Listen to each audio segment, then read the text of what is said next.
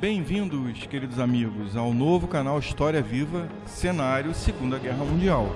Dê o seu like, inscreva-se no nosso canal, ative o sininho e as notificações. Compartilhe com seus amigos para que todos possam ver o nosso conteúdo.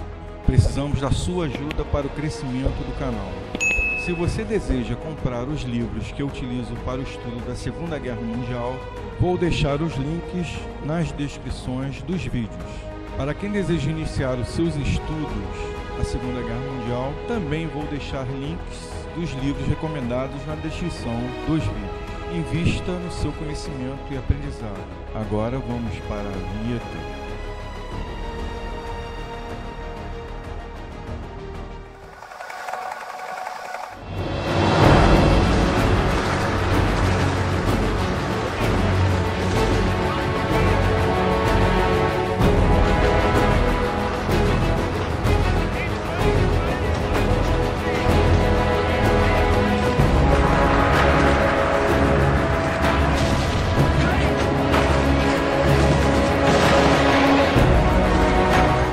Invasão da Polônia, primeira parte.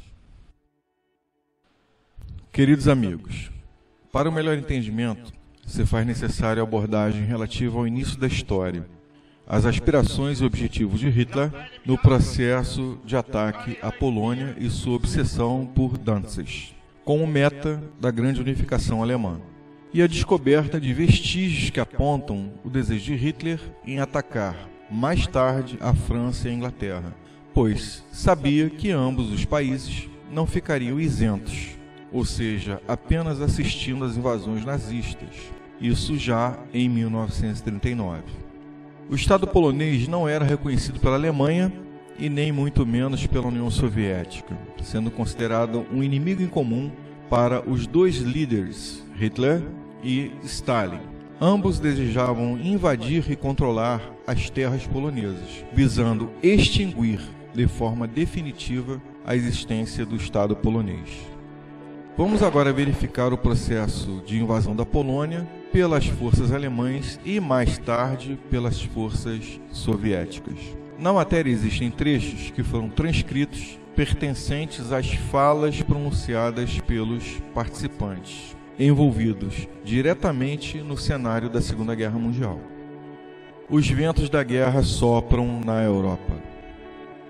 Em 1938, Hitler começou a demonstrar na prática a sua obsessão em violar o Tratado de Versalhes, no que diz respeito à questão das cláusulas territoriais. Utilizou técnicas de intimidação, em alguns casos demonstração e uso da força, para fazer valer a sua vontade. As permissões e concessões dos ingleses, como também dos franceses, e o Acordo de Munique, fizeram com que Hitler acreditasse que poderia continuar obtendo mais e mais vantagens sem correr o risco efetivo de uma grande guerra. Suas medidas foram, aos poucos, sendo colocadas em prática, sem nenhum questionamento mais duro e contundente do Ocidente contra as suas ações. Todos os países ocidentais fecharam os olhos para as ações de Hitler, traçando uma nova grande guerra, um novo horror, com perdas inimagináveis para a humanidade. O único que possuía algum conhecimento com relação a esse processo futuro era Stalin. Em 1938, Hitler ordena ao Alto Comando Alemão, OKW, Oberkommando der Wehrmacht, a criação de um plano para atacar a Polônia, recuperar Danzig, eliminando o corredor polonês e garantindo ao povo alemão o espaço vital, Lebensraum, em alemão. Esse plano foi chamado de o Plano Branco, Wahl-Weiß. Todo o plano foi estruturado sob a supervisão pessoal e direta do próprio Führer, Adolf Hitler, pois assume em 4 de fevereiro de 1938 o total comando da Wehrmacht. No início de 1939, Hitler visita Danzig, prometendo recuperá-la para fazer parte do Terceiro Reich, sem o uso da força. Em março de 1939, a Polônia rechaça todas as petições alemãs sobre a cidade de Danzig. Em 15 de março de 1939, a Wehrmacht ocupa a Tchecoslováquia, já com o objetivo claro de cercar a Polônia, criando 3 frentes de uma possível invasão. Em 30 de março de 1939, o embaixador britânico residente em Varsóvia, Sir Howard Kennard, comunica ao ministro do exterior polonês, coronel Józef Beck, que o seu governo está disposto e pronto a garantir, unilateralmente, a manutenção da independência polonesa. Beck, sempre acompanhando as movimentações de Hitler, aceita sem vacilar o extraordinário e surpreso apoio. Ambos os governos da França e Inglaterra dão garantias ao Estado polonês, sendo a França a responsável pela assinatura do Pacto de Auxílio e a Inglaterra pelo acordo econômico com a Polônia. No dia 3 de abril de 1939, Hitler fixa a data de ataque à Polônia para 1º de setembro de 1939, um marco para o início das hostilidades e, por consequência, de uma nova guerra. Também, em meados de abril, Hitler, inconformado, pronuncia um agressivo discurso no Reichstag, fazendo menção ao Tratado Germânico-Polonês de Não Agressão de 1934, exigindo de forma clara e contundente a devolução de Danzig, além de uma ferrovia e uma rodovia extraterritorial, ambas cruzando o chamado Corredor Polonês, que separa a Prússia Oriental do restante do Estado alemão do Terceiro Reich. Hitler oferece à Polônia uma contrapartida, prorrogando por 25 anos o Pacto de Não Agressão de 1934, como também o Pacto Antikomintern, com a garantia de suas fronteiras. Hitler sabia muito bem que a Polônia não aceitaria a sua proposta. Beck, inquieto com as declarações de Hitler, vai até Londres, Inglaterra, firmar o Tratado de Auxílio aos poloneses. Retornando a Varsóvia, em 5 de maio de 1939, fez um famoso discurso e mais uma vez negou de forma veemente as petições de Hitler. No dia 17 de junho de 1939, Joseph Goebbels, ministro da propaganda nazista, faz um pronunciamento agressivo contra os poloneses em Danzig. Hitler consegue administrar e vencer todas as questões relacionadas à união com a Áustria, militarização da Remânia, anexação de Memel e dos Sudetos. Somente faltava, para completar a estrutura do Estado alemão do Terceiro Reich, Danzig. Sendo assim, Hitler voltou toda a sua atenção para o corredor polonês. Aumentou a tensão, tendo o apoio de Arthur Greiser, o representante nazista que presidia o Senado da cidade livre de Danzig. Começaram os problemas em Danzig. Os guardas aduaneiros poloneses têm o seu trabalho impedido pelos alemães. Joseph Beck ameaça adotar sérias represálias econômicas. Em 20 de julho, Arthur Greiser, em Danzig, dá resposta a Joseph Beck, declarando que a polícia não era mais reconhecida como autoridade e exigindo a sua retirada imediata. Beck, mantendo a sua postura mais uma vez, descarta todas as propostas de Hitler sobre Danzig e acaba firmando um pacto de ajuda mútua com a Grã-Bretanha. Mas Hitler também possuía uma carta na manga, o Pacto Molotov-Ribbentrop, que já estava em andamento em vias de negociação com o objetivo de dividir a Polônia e, por consequência, a Europa, tudo em segredo. Precisamente às 11 horas da noite do dia 21 de agosto de 1939, as rádios alemãs interrompem repentinamente as suas programações. Para um comunicado à nação, um locutor lê o importante comunicado. Leitura do comunicado das rádios alemãs. O governo do Reich e o governo soviético estão negociando um importante pacto de não agressão. O ministro das Relações Exteriores do Reich estará chegando a Moscou na quinta-feira, dia 23 de agosto de 1939, para concluir as negociações do acordo. Hitler e Stalin agora serão aliados. A surpresa da notícia provocou agitação em todo o mundo. Esse era o último obstáculo para o ditador alemão. Obstáculo que o impedia de concretizar os seus planos de agressão contra a Polônia e o povo polonês. Conseguindo neutralizar a ação da União Soviética, Hitler agora pode colocar em prática os seus planos de conquista, o Plano Branco, chamado em alemão de Fallweiß. 4 meses antes, o Führer fez a sua entrada triunfal em Praga e na Tchecoslováquia, se comprometendo a respeitar a independência na Conferência de Munique. Agora, a Tchecoslováquia era incorporada ao Estado alemão, perdendo a sua autonomia, promessa não cumprida. Esse fato leva o primeiro-ministro Chamberlain a se pronunciar contra a Alemanha. O primeiro-ministro da Inglaterra, Chamberlain, o apaziguador de Munique, intempestivamente se coloca no caminho de Hitler.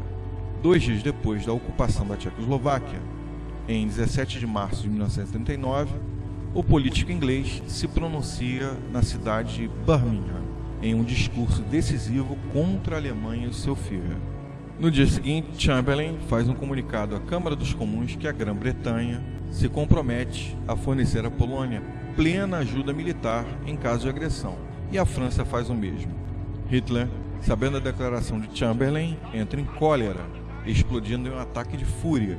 Compreende, pela ação de Chamberlain, que o uso da força e das armas é inevitável para concretizar seus tão desejados objetivos, seus planos de conquista para a Alemanha, o que ele chamava de espaço vital, em alemão, Lebensraum, que assegurará a sobrevivência e a grandeza do povo alemão, juntamente com a soberania dentro da Europa.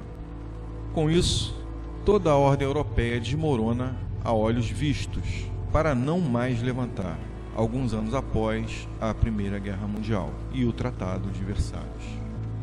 Agora eu vou fazer uma pequena observação com relação à assinatura do Pacto Nazi-Soviético, para vocês poderem entender o processo todo dessa primeira parte da história.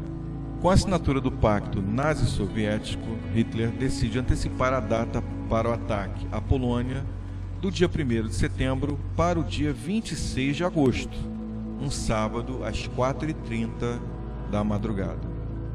Hitler dá ordem à Marinha para zarpar imediatamente a frota de submarinos e os encouraçados Graf Spee e Schleswig-Holstein, com o objetivo de alcançar as posições de combate no Mar do Norte e no Atlântico. O exército também recebe ordens para o deslocamento dos batalhões. Para Hitler, o pacto nazi-soviético foi uma grande vitória, talvez a mais significativa de toda a sua carreira política.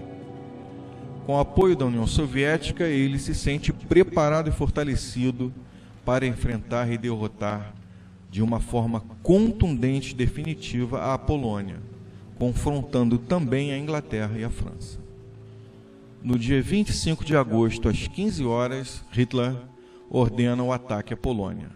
Heydrich dá a ordem ao seu grupo de guerrilheiros, sua unidade SS, todos disfarçados, usando uniformes de soldados poloneses, para iniciar a infiltração na fronteira e realizar um tiroteio contra a alfândega de Kollinden.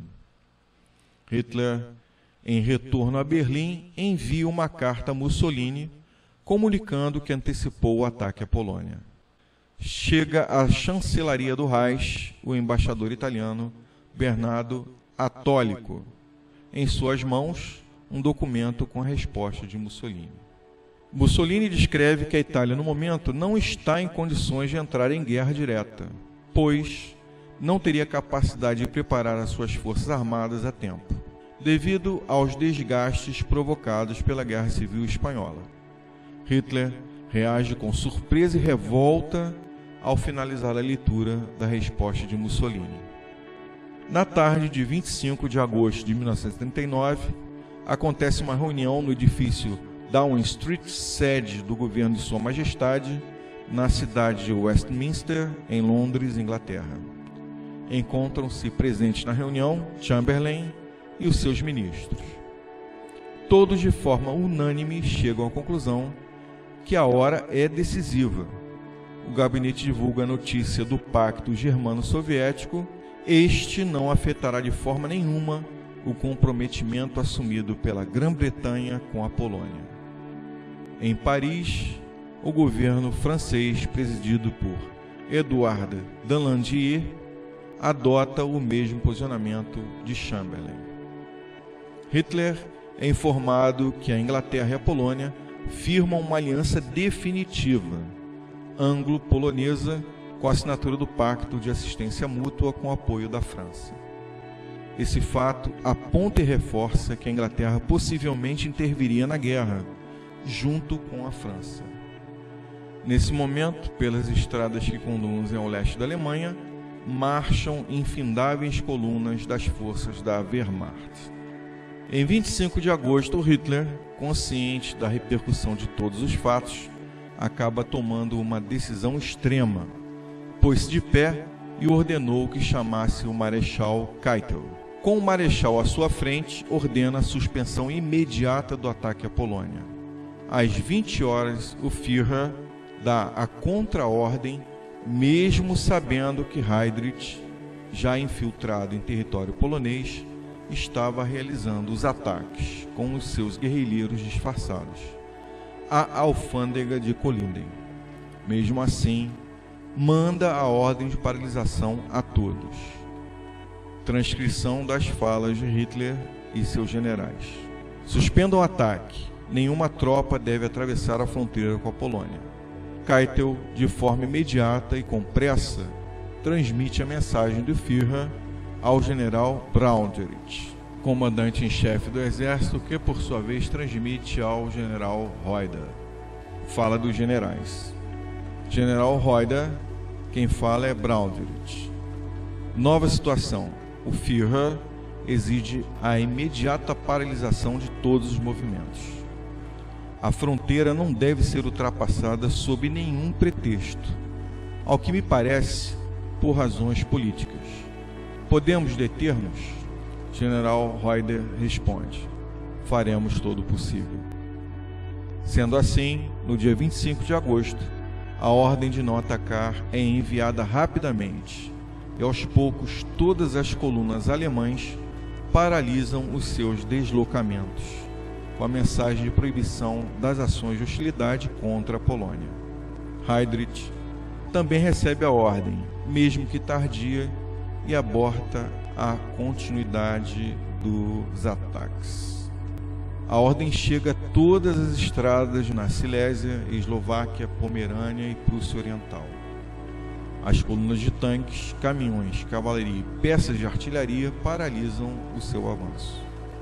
Apenas uma divisão motorizada não recebe a ordem e continua realizando seu avanço rumo à fronteira. O governo alemão envia de forma rápida um oficial a bordo de um pequeno avião, que segue em direção a essa unidade, ainda em movimento. Pousa logo depois da divisão e o oficial consegue paralisar o avanço.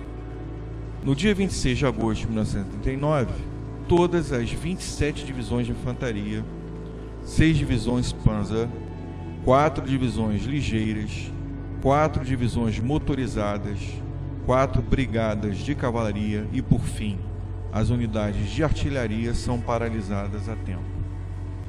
A Kriegsmarine e a Luftwaffe também recebem a ordem de paralisação e início dos ataques. Hitler, após ponderar todos os acontecimentos, decide manter a data original do ataque à Polônia, dia 1º de setembro de 1939. No dia 29 de agosto, convoca o embaixador britânico Sir Neville Henderson e faz uma nova proposta. Mensagem enviada por Hitler a Neville Henderson. A Alemanha está disposta a um amplo acordo com a Grã-Bretanha após a solução dos problemas com a Polônia. O ditador comunica a Chamberlain que se dispõe a entrar mais uma vez em negociação com a Polônia pela cidade de Danzig.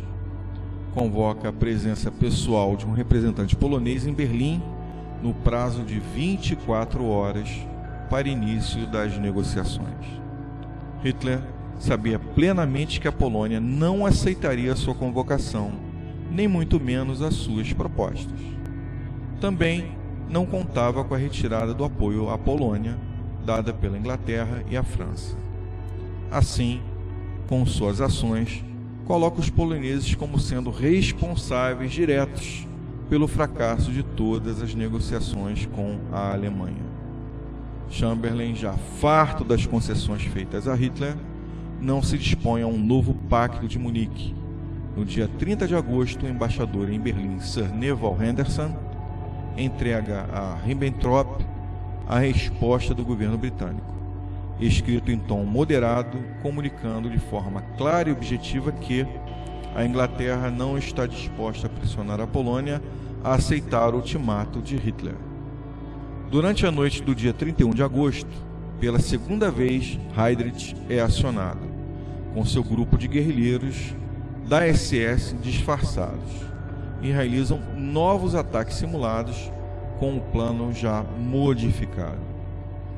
Os alvos de Heydrich são os quartéis das unidades da Guarda Florestal próximos à cidade de Pilchen, atual Bitna, na Polônia, e uma emissora de rádio, Gliwice, atual Gliwice, na Polônia.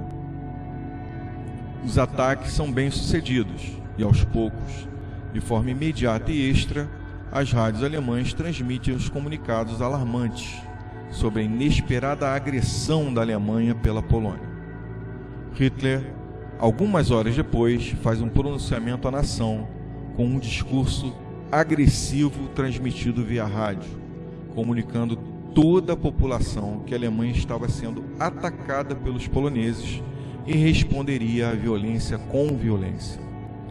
Às 4 horas do dia 1º de setembro de 1939, o encouraçado Schleswig-Holstein abre fogo em direção ao forte localizado na península de Westerplatte, em Danzig, protegida por uma pequena guarnição de soldados poloneses. Às 4h45, a Wehrmacht ataca a Polônia e o Plano Branco, Fall-Weiss, é colocado efetivamente em execução. No mapa estratégico de ataque à Polônia, podemos notar a existência de tropas alemãs nas fronteiras com a França, Bélgica e Holanda. Isso foi necessário para a Alemanha se prevenir contra um ataque surpresa vindo desses 3 países. A Alemanha, para reforçar a sua fronteira ocidental, montou a Westwall, conhecida também como Linha Siegfried, para deter um eventual ataque francês. Mas esse tema será abordado em outro vídeo no nosso canal. Sendo assim, os desejos de Hitler já eram bem claros. Só o mundo ainda não sabia de suas verdadeiras intenções. O ataque total alemão inicia-se por volta das 5 horas da manhã do dia 1º de setembro. No dia seguinte, o governo de Danzig se pronuncia oficialmente. Danzig é uma cidade alemã e quer pertencer à Alemanha.